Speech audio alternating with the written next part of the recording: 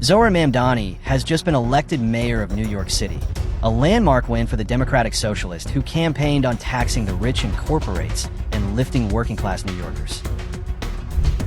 But even before taking office, Mamdani already faces a serious question. Could his victory be short-lived? Because behind the celebrations in New York, another political storm is brewing upstate and in Washington. Enter Elise Stefanik. Stefanik has officially launched her run for New York governor in 2026, casting her campaign as a direct fight against what she calls socialist rule in the state. After flipping her district in 2014, Elise Stefanik now hopes to turn all of New York red, a state held by Democrats since 2007. Once the youngest member of Congress at 30, Stefanik rose fast through Republican ranks, becoming one of Donald Trump's most loyal allies and even a rumored pick for his cabinet. She labeled Governor Hochul the worst governor in America, pitched herself as a Trump-aligned warrior ready to make New York safe. Soon after Mamdani's win, Stefanik slammed Hochul for her endorsement of Mamdani and Mamdani for his values, calling him an anti-Semite, jihadist, communist.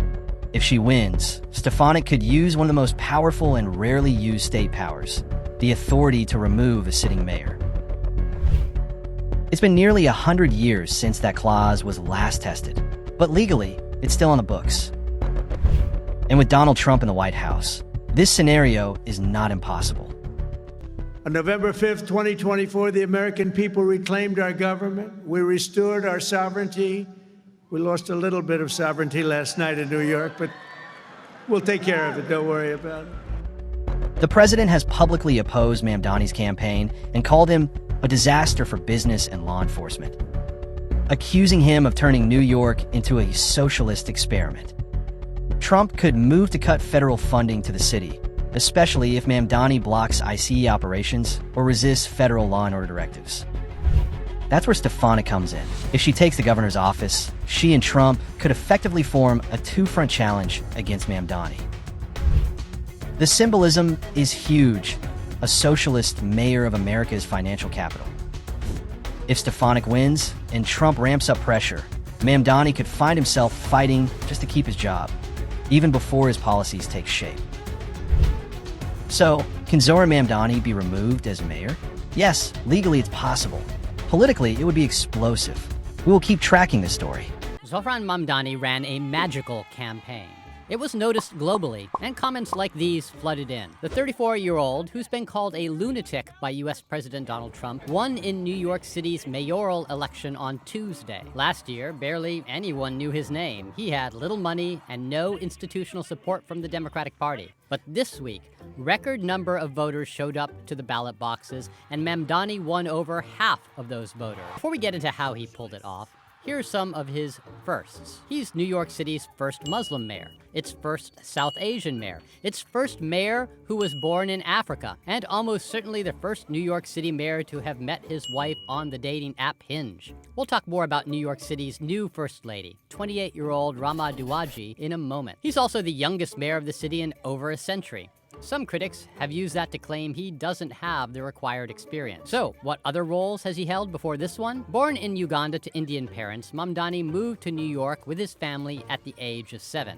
His mother, Mira Nair, is a celebrated film director, and his father, Professor Mahmoud Mamdani, teaches at Columbia University. Both are alumni of Harvard University. Zohran attended the Bronx High School of Science and later got a degree in Africana Studies from Bowdoin College. Before politics, he worked as a housing counselor, helping low-income homeowners fight eviction. And you've probably seen the old videos because he also used to be a rapper, performing under the names Young Cardamom and Mr. Cardamom. Go ahead, make a rap for your naughty.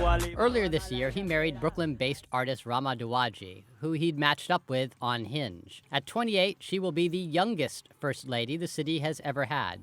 Born in Texas, she is of Syrian heritage, and throughout the campaign, she helped Mamdani shape his branding from behind the scenes.